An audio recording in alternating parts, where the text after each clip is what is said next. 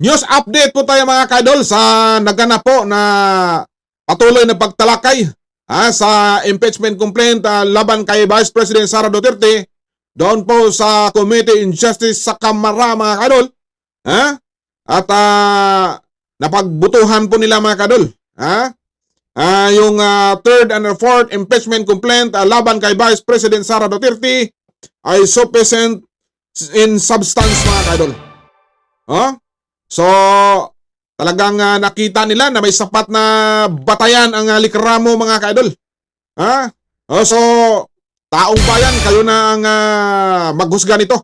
O kung ano-anong masasabi po niyo dito sa investigasyon po sa impeachment complaint laban kay Vice President Sara Duterte.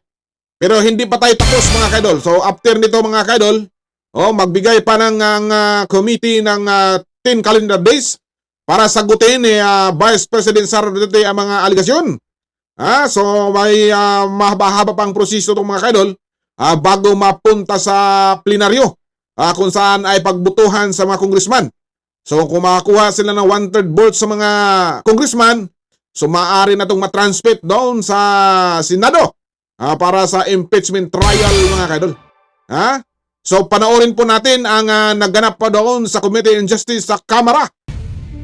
With 54 votes in the affirmative,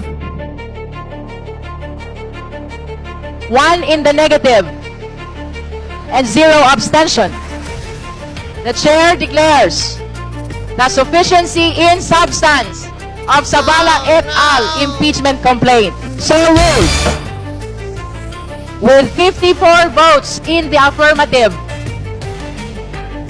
and 1 vote in the negative, with 0 abstention, the chair declares the Cabrera impeachment complaint sufficient in substance. So ruled.